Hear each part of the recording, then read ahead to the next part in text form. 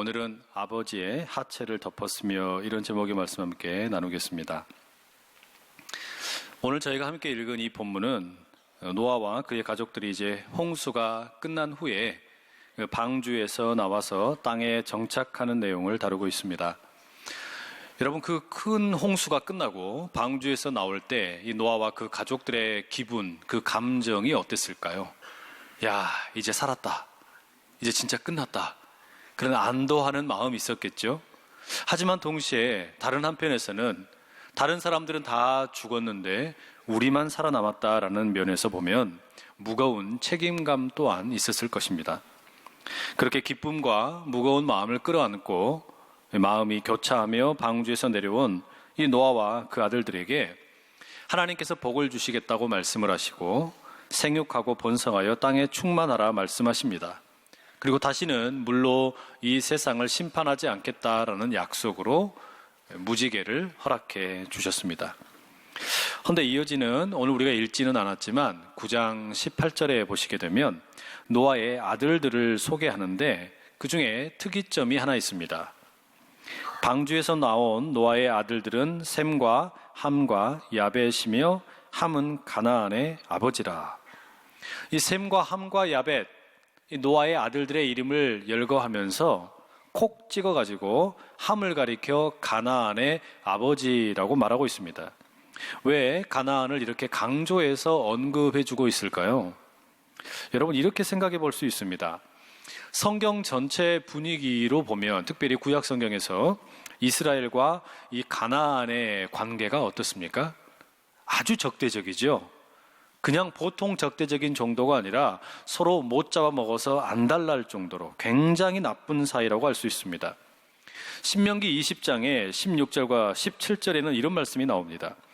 오직 내 하나님 여호와께서 내게 기업으로 주시는 이 민족들의 성읍에서는 호흡 있는 자를 하나도 살리지 말지니 곧 헷 족속과 아모리 족속과 가나안 족속과 브리스 족속과 히위 족속과 여부스 족속을 네가 진멸하되 네 하나님 여호와께서 네게 명령하신 대로 하라. 여기 여러 족속이 언급되고 있지만 통칭해서 말하자면 가나안 사람들입니다.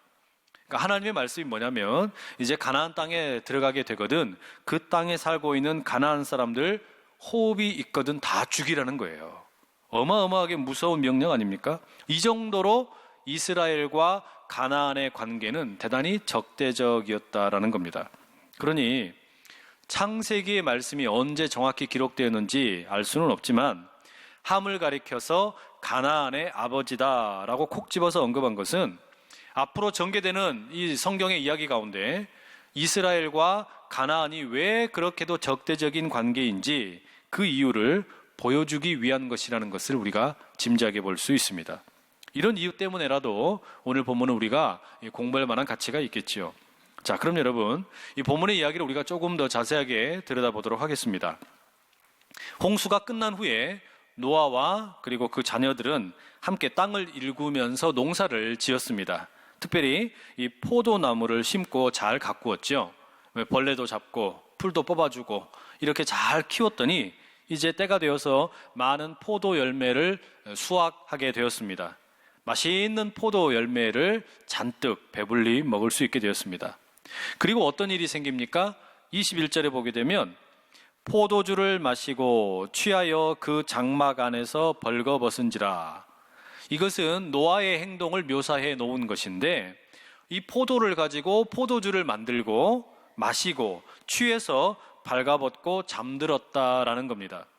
술에 취해가지고 홀라당 다 벗고 잠들어 있는 이 노아, 여러분 우리가 어떻게 이해하면 좋겠습니까?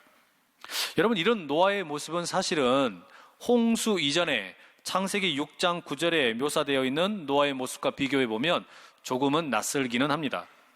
노아는 의인이요 당대의 완전한 자라. 그는 하나님과 동행하였으며. 홍수 이전 시대에 수많은 사람들이 하나님을 떠나서 살았는데 그런 사람들과 다르게 노아는 하나님과 동행하는 의인이었다라고 불렀습니다.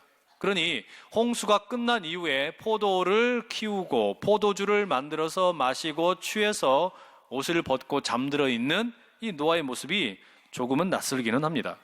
그러면 여러분, 오늘 읽은 이 본문은 노아가 포도주를 만들어 마시고 술에 취했으니까 이것은 나쁜 죄를 지은 것이다, 비난하는 것일까요? 꼭 그런 것 같지는 않습니다. 사실 여러분, 오늘 본문에 포도주 또 술 이런 단어가 나오는데 이게 성경 전체를 통틀어서 처음으로 포도주와 술이 언급되는 장면입니다. 그 전에 사람들이 술을 마셨는지 마시지 않았는지 그거는 잘 모르겠어요. 알 길이 없습니다. 다만 성경에 지금 이 포도주와 술이 처음으로 등장한다는 점에서 보면 우리가 이렇게도 짐작해 볼 수가 있어요. 노아가 포도주를 만들려고 만든 것이 아니라 우연히 포도주를 발명할 수도 있다, 이렇게도 생각해 볼 수 있는 것이죠. 그러니까 이런 상상을 해보는 겁니다. 잘 익은 포도 열매를 실컷 먹었습니다. 근데 다 먹었는데도 아직도 많이 남은 거예요. 이거 어떻게 할까 고민을 하다가 이걸 좀 잘 보관해 놔야겠다 생각을 해서 남은 포도를 깨끗이 씻은 다음에 큰 항아리에다가 담아 놓습니다. 그리고 뚜껑을 덮어놨어요. 그리고는 상당한 시간이 지나서 보관해 두었던 그 포도가 생각이 나서 좀 먹어야겠다라는 생각으로 찾으러 갑니다. 그런데 항아리 뚜껑을 열어보았더니 포도는 없고 묘한 음료만 남아있는 거예요. 이게 뭔가 궁금해가지고 한 모금 마셨더니 이상하게 기분이 알딸딸해지고 기분이 좋아지는 거예요. 이걸 먹은 후에 입에서 와인 이러는 거예요. 이런 표정이 지어지는 거예요. 그래서 와인, 포도주가 되었다, 믿거나 말거나 그렇게 우리가 생각해 볼 수가 있는 겁니다. 그런데 여러분, 이게 제가 막 지어낸 이야기가 아니에요. 실제로 히브리 말로 포도주를 뭐라고 발음하냐면 야인이라고 발음합니다. 그러니까 히브리 말의 야인으로부터 영어의 와인이 나왔다라고 짐작해 볼 수 있는 겁니다. 아무튼 이렇게 잘 숙성된 포도주를 맛있다고 계속 마셨더니 어떻게 됩니까? 머리가 띵하죠. 마셔본 분들은 아시잖아요. 그리고 그때부터 이상하게 막 땅이 일어납니다. 나무들도 달라들어요. 노아가 이렇게 완전히 해롱해롱한 상태에서 겨우 기어서 자기 텐트 안에 돌아가게 되고 덥다고 옷을 홀라당 벗고 잠들어 버린 겁니다. 이렇게 여러분, 술에 취해가지고 지금 잠들었는데 이거 죄인가요? 이거를 죄라고 하기에는 좀 지나쳐 보이지 않습니까? 그렇죠? 그렇다고 또 길가에서 발가벗고 잠을 잤다면 문제가 좀 달라질 텐데 이 잠든 자리가 어디냐면은 자기 텐트 안입니다. 자기가 늘 잠자고 생활하는 텐트 안에서 발가벗고 잤으니까 이거 그렇게 큰 문제는 아니지 않습니까? 다만 이렇게 보든 저렇게 보든 노아가 실수를 한 것이면은 틀림이 없습니다. 이 본문에 기록이 없기 때문에 정확히 알 수는 없지만 정황상 노아가 그렇게 술에 취해가지고 비틀거리는 모습으로 자기 텐트 안에 들어가는 것을 아마 주변의 사람들이 본 것 같습니다. 그리고 이 소식을 아들들도 듣게 된 것이죠. 즉각적으로 셈과 함과 야벳이 모여서 아버지의 텐트 앞에 섰습니다. 사실 여러분, 오늘 본문의 관심은 노아가 포도주를 실컷 마시고 취해가지고 죄를 지었다, 이상한 실수를 했다, 여기에 있는 게 아니고 이 아버지의 실수에 대해서 아들들이 어떻게 반응하느냐, 이걸 보여주는 게 본문의 주된 관심입니다.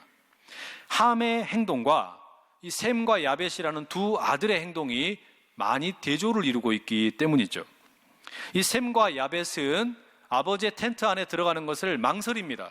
들어갈까 말까 망설여요. 그런데 함은 아무런 거리낌 없이 아버지 노아의 텐트 안으로 먼저 불쑥 들어갑니다. 22절에 이렇게 기록이 되어 있죠. 가나안의 아버지 함이 그의 아버지의 하체를 보고 밖으로 나와서 그의 두 형제에게 알림해. 이 함이 먼저 딱 들어갔어요. 가봤더니 아버지가 완전히 인사불성해 돼가지고 그냥 옷을 홀라당 다 벗고 누워서 잠들어 있는 겁니다. 그렇게 발가벗은 하체를 본 거예요. 아버지가 지금 술에 취해가지고 온전치 못한 모습 아닙니까? 이것은 지금 함 혼자서 보게 된 겁니다. 아버지가 실수한 것을 자신만 알게 된 것이죠. 그러면 아들 된 도리로 당연히 그 문제를 좀 수습을 하고 나오든지 이렇게 해야 되는데 그렇게 하는 게 아니라 어떻게 하는 거예요? 그냥 내버려 두고 텐트 밖으로 나와가지고 일러 바칩니다. 셈과 야벳에게 알려주죠. 게다가 모르긴 해도 아마 함이 동네 돌아다니면서 우리 아버지가 술 취해가지고 옷을 홀라당 다 벗고 잠들어 있다 떠들고 다닌 것 같아요. 셈과 야벳은 어떻습니까? 23절에 이렇게 기록했죠. 셈과 야벳이 옷을 가져다가 자기들의 어깨에 메고 뒷걸음쳐 들어가서 그들의 아버지의 하체를 덮었으며 그들이 얼굴을 돌이키고 그들의 아버지의 하체를 보지 아니하였더라.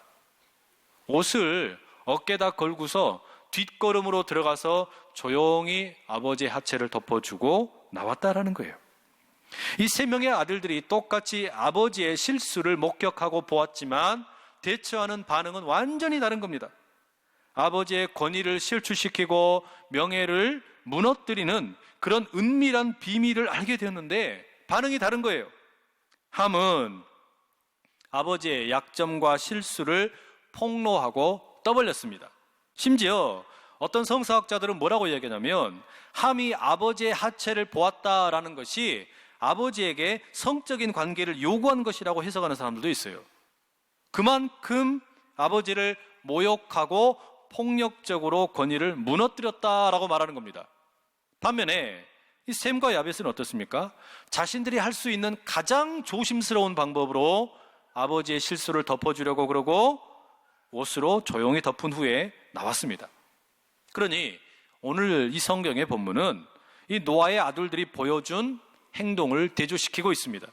그냥 봐도 여러분이 함의 행동 문제가 있지 않습니까? 그렇죠? 하지만 이게 여러분 그냥 단순히 이 함이라는 아들의 그런 어떤 윤리적으로 바르지 못한 도덕적인 문제의 그런 어떤 수준이 아니라 이것은 훨씬 더 커다란 어떤 이야기의 어떤 실마리를 제공해주고 있습니다. 그게 뭐냐? 앞서 말씀드렸던 가나안 민족과 이스라엘 민족이 왜 그렇게도 대립하면서 싸울 수밖에 없었나? 왜 하나님께서 이스라엘에게 가나안 민족을 모두 다 진멸하라고 하셨나? 그 이유를 여기서 보여줄 수 있다는 말이죠. 왜 이스라엘에게 가나안은 진멸해야만 하는 것일까요? 그 결정적인 이유는 가치관의 대립이라는 겁니다. 실제로 여러분 여기에서 이 함이라고 그냥 이야기하면 되는데 왜 함이라고 이야기하지 않고 함의 아들인 가나안을 언급을 하면서 가나안의 아버지 함이라고 말하느냐? 이 가나안으로 대표되는 사람들의 특징, 그들의 가치관과 하나님의 백성 이스라엘의 어떤 그 조상이 되는 셈과 야벳의 가치관, 이걸 대조시켜주고 있는 거예요. 먼저 여러분 이 가나안의 아버지 함의 태도를 한번 보십시오. 이 함에게 아버지 노아는 전혀 존경이나 사랑의 대상이 아닙니다. 아버지라고 해도 필요하면 얼마든지 자기 욕망을 채우기 위한 수단으로만 생각을 하는 거예요. 그게 가나안식 사고방식이고 삶의 태도라는 겁니다. 그러니 아버지의 권위, 나아가서 하나님의 권위, 하나님의 어떤 섭리, 통치 이런 것은 별로 중요하지 않습니다. 중요한 건 뭐냐? 오로지 나밖에 없는 거예요. 내 어떤 권위 또는 어떤 나의 어떤 중심적인 삶, 지독하게 자기 중심적인 삶의 태도가 바로 가나안의 가치관이라는 겁니다. 반면에 셈과 야벳은 철저하게 지금 아버지 노아를 존중하고 보호해주고 실수를 덮어주려고 하지요. 달리 말하면 이 셈과 야벳의 가치관은 뭐냐? 아버지 노아에 대한 존경과 사랑으로부터 시작하고 있음을 알 수 있습니다. 왜 이렇게 생각하는 거냐면 여러분 지금 이들은 얼마 전에 홍수를 경험했습니다. 모든 사람이 홍수로 죽었는데 노아 덕택에 가족들이 살아남게 된 것이죠. 바로 그 이유 때문에 셈과 야벳은 아버지에 대한 존경이 있고 아버지의 권위를 존중해 줍니다. 나아가서 아버지를 하나님의 대리인으로 인정해 주고 있는 것이죠. 다시 말하면 이 셈과 야벳은 아버지 노아를 보면서 하나님을 기억하는 겁니다. 아버지를 보면서 하나님의 존재를 기억하는 거예요. 하나님께서 정말로 살아계신 분이라는 것을 아버지를 통해서 확인하고 있다라는 것이죠. 그러니까 셈과 야벳에게 있어서 가장 중요한 인생의 가치관이 뭡니까? 그저 자기 중심적인 자기 욕망을 채우는 데 있는 것이 아니라 하나님에게 의존하면서 살아가는 가치관, 이게 셈과 야벳이 보여주는 가치관입니다. 그러니 왜 이스라엘과 가나안이 대립하고 싸우느냐? 쉽게 이야기하면 하나님을 의지하면서 살 것이냐 아니면 자기 중심적인 삶을 살 것이냐, 이 가치관의 대립이라고 할 수 있습니다. 이게 이스라엘과 가나안이 맨날 싸우는 이유라는 말이죠. 그런 이유 때문에 이제 노아가 술에서 깨어나가지고 아들들에 대해서 애언을 하지 않습니까? 잘못을 범한 것은 함인데 함에 대해서 애언하는 것이 아니라 함의 아들 가나안을 저주하는 내용이 나옵니다. 25절에 이렇게 되어 있죠. 가나안은 저주를 받아 그의 형제의 종들의 종이 되기를 원하노라. 이게 무슨 말이냐면 하나님을 인정하지 않고 살면 반드시 망한다, 이거 지금 이야기하는 거예요. 가나안을 가리켜 말하는 이것은 오늘 우리에게도 동일하게 들리는 겁니다. 하나님을 인정하지 않고 하나님을 온전히 섬기지 않으면서 사는 인생은 결국은 망할 수밖에 없다는 겁니다. 반면에 셈과 야벳에 대해서는 축복을 합니다. 노아가 어떻게 축복을 합니까? 하나님을 의지하고 하나님을 붙들고 살면 복을 받고 행복하게 살 수 있다, 이 이야기 하는 겁니다. 여러분, 그런데 저는 이 본문을 읽다가 가만히 생각을 해보면서 이건 정말 조금 어처구니 없다라는 그런 느낌을 좀 받았습니다. 그게 뭐냐면 사실 여러분, 지금 노아와 이 아들들은 불과 얼마 전에 모든 것을 집어삼켜버리는 하나님의 홍수로부터 살아난 거 아닙니까? 이 어마무시한 심판으로부터 살아났어요. 그런데 어떻게 이렇게 커다란 홍수로부터 살아났음에도 불구하고 정신 차리고 하나님을 경외하면서 살아야 될 텐데 그렇게 사는 것이 아니라 오히려 지금 이 가나안의 아버지라고 불리우는 함은 하나님을 인정하지 않는 지독하게도 자기 중심적인 이런 삶을 살 수 있냐, 이런 이야기예요. 아니, 조금 전에 구원을 받았잖아요. 조금 전에 은혜를 경험했잖아요. 조금 전에 하나님으로부터 큰 사랑을 받았잖아요. 그러면 정신 차리고 살아야 될 텐데 어떻게 틈만 나면 하나님을 인정하지 않고 그 권위를 무시하면서 살려고 하는 것일까? 여러분, 이게 좀 어처구니 없지 않습니까? 헌데요, 가만히 보면 이게 우리들의 모습이기도 합니다. 우리도 그런 거예요. 가만히 보면 하나님께서 우리가 아이고 하나님 나 죽겠습니다, 살려주십시오, 도와주십시오. 그래서 하나님이 도와주시고 살려주시면 또 어떻게 해요? 금방 잊어버리는 거예요. 그리고서는 또 어떻게 하면 죄 지을까? 어떻게 하면 나쁜 짓 할까? 어떻게 하면 다른 사람 괴롭힐까? 이것이 훨씬 더 빠른 우리의 생각이 아니냐, 이런 말이에요. 그렇기 때문에 이런 우리의 연약함 때문에, 우리의 이런 모자람 때문에 실수하고 넘어지고 죄짓고 자기 중심적으로 살아가려고 하고 하나님을 잊어버리려고 하기 때문에 하나님께서 우리에게 허락하신 것이 있습니다. 그게 뭘까요? 그게 바로 부모님의 존재입니다. 부모님은 일종의 선악과와 같습니다. 여러분, 선악과라는 것이 에덴 동산에서 어떤 것이었습니까? 아담과 하와에게 너희들이 모든 것을 누리면서 살 수 있지만 그러나 절대 잊지 말아라, 너희는 하나님이 아니다. 하나님이 이 모든 것을 너희에게 주셨다. 이거 잊지 말고 살아라고, 까불지 말아라고 하나님께서 허락하신 것이 선악과 아닙니까? 그런데 우리가 사는 인생 가운데서도 부모님이 왜 우리에게 허락이 되었냐? 부모님을 보면서 하나님이 진짜로 살아계시는 것을 기억하라는 겁니다. 이게 무슨 이야기일까요? 노아의 아들들 한번 보십시오. 이 아들들이 뭔가 잘 해가지고, 뭔가 능력이 좋아가지고, 너무 착해서 도덕적으로 바르기 때문에 하나님께서 지금 홍수로부터 살려주신 게 아니지요? 이들이 홍수로부터 살게 된 이유는 오로지 딱 하나입니다. 아버지 때문이에요. 아버지 노아 때문에 살게 되었습니다. 하나님께서 이들을 살게 해주신 이유는 노아 때문에 이들이 살게 된 겁니다. 여러분, 우리도 마찬가지죠. 우리가 무언가를 잘해서 이 땅에 태어난 것이 아닙니다. 이 땅에 우리가 생명을 갖고 태어난 것이 뭔가 내가 자격이 있어서 이 땅에 온 것이 아니죠. 또한 여기까지 이렇게 살아오는 가운데 내가 사람 구실하면서 살게 되는 데에는 부모님의 전적인 도움과 헌신이 있었기 때문에 가능했습니다. 그러니 우리는 부모님을 통해서 내가 뭔가를 하지 않았음에도 불구하고 어마어마한 것을 선물로 받았구나라는 것을 깨닫게 해주는 것이죠. 그렇기 때문에 부모님은 우리에게 하나님의 대리자가 되고 하나님께서 이 세상을 다스리고 계시는 것을 보여주는 일종의 선악과와 같다라고 말할 수 있습니다. 때문에 십계명을 보게 되면 하나님께서 사람들 사이에서 이렇게 살아라라는 계명을 주실 때 첫 번째로 주시는 게 뭡니까? 5번째 계명. 그게 네 부모를 공경하라 이겁니다. 이 말은 하나님을 섬기고 사랑하듯이 다른 사람을 우리가 섬기고 사랑해야 되는데 제일 먼저 그렇게 섬겨야 될 대상이 누구라는 거예요? 부모라는 거예요.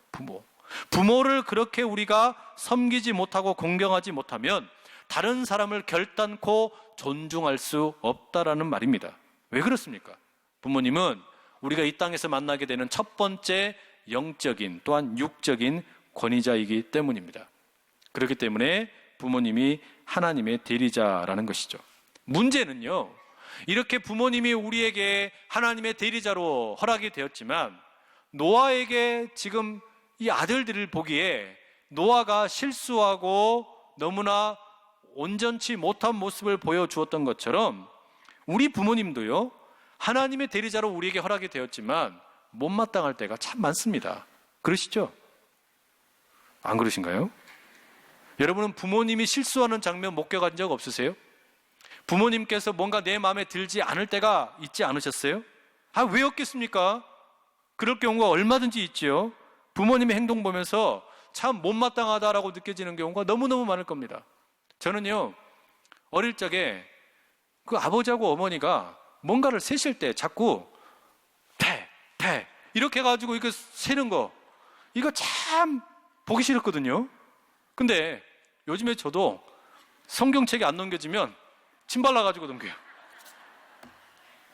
여러분 그런 거 있지 않으세요?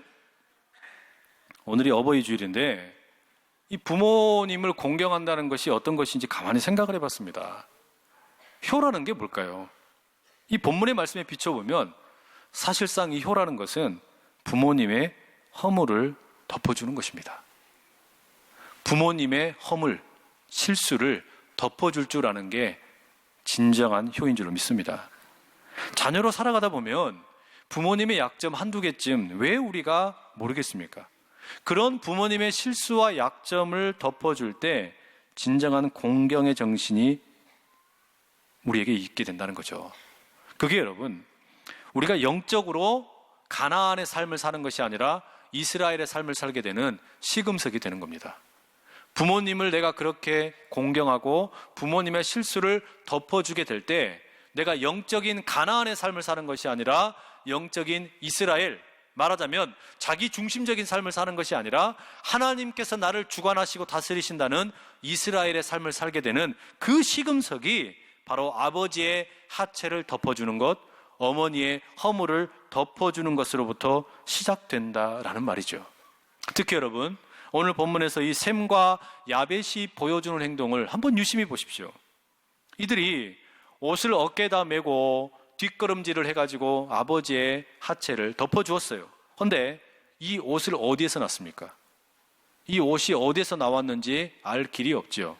재미있는 사실은 이 옷의 히브리 표현을 보게 되면은 그냥 하나의 옷 이렇게 되어 있지가 않고 영어식으로 표현하자면은 정관사 더가 붙어 있어요. 그러니까 그 옷 이렇게 되어 있는 겁니다. 물론 여기에서는 뭔가 특별한 옷을 가리키려고 쓴 것은 아니겠지만 그러나 이것은 우리에게는 상당한 의미가 있습니다. 이게 무슨 말이냐? 여러분, 우리의 성격과 우리의 성품으로는요, 우리의 일반적인 생각으로는요, 부모님의 허물을 보거나 약점을 보거나 실수를 보면 우리는 덮어줄 만한 능력이 없습니다. 우리에게는 그런 능력이 없어요. 우리에게는 그런 사랑이 없다는 말이에요. 오히려 그걸 가지고 꼬투리 잡아가지고 부모님에게 싸우죠. 부모님에게 요구하죠. 뭔가 대들고 그걸 가지고 우리가 다툽니다. 헌데 도대체 우리는 늘 받은 것이 없다고, 도대체 나에게 해준 게 뭐가 있냐고 부모님에게 오히려 협박하지 않습니까? 그게 우리가 자연스럽게 보여주는 행동이에요. 그런데 어떻게 그러면은 부모님의 하체를 우리가 덮어줄 수 있는 옷을 만날 수 있느냐? 그 옷이 도대체 뭐냐? 하나님께서 우리에게 주신 선물이 있어요. 갈라디아서 3장 27절 이런 말씀이 있습니다. 누구든지 그리스도와 합하기 위하여 세례를 받은 자는 그리스도로 옷 입었느니라. 이게 무슨 이야기냐면요, 예수님과 하나가 된다라는 것은 우리가 예수님이라는 옷을 입은 거라는 거예요. 근데 이 옷이 무슨 옷입니까? 내 허물과 내 실수와 내 모자란 부분을 덮어주는 옷 아니에요? 예수님을 옷 입는다라는 것은, 예수님과 내가 하나가 되는 세례를 받는다라는 것은 예수님으로 인해서 내 허물과 실수가 가려진다라는 겁니다. 그러면 우리가 부모님의 실수와 부모님의 허물을 덮어주는 그 옷이 뭡니까? 바로 예수 그리스도인 줄로 믿습니다. 이거 우리가 덮어주는 게 아니에요. 예수 그리스도라는 옷을 덮어드리는 거예요. 내게는 그럴 능력이 없어요. 그러나 예수 그리스도, 그분을 우리가 부모님에게 전해드리는 것, 그 예수 그리스도의 사랑으로 부모님의 허물을 덮어드리는 것. 왜요? 내가 허물 많은 존재였는데 예수님께서 나를 덮어주신 것처럼 내 부모님에게서 혹시 허물이 보이고 실수가 보일 때 뭐 하라는 겁니까? 예수 그리스도로 옷을 덮어줄 수 있는 우리가 될 수 있기를 소원합니다. 이게 여러분 부모님만 그런 게 아니라 우리 주변에 있는 사람들, 때로 허물이 보이고 실수가 보이고 뭔가 문제가 보이거든. 그렇게 서로가 사랑의 옷을 덮어주는 그런 저와 여러분 다 될 수 있기를 간절히 축복합니다.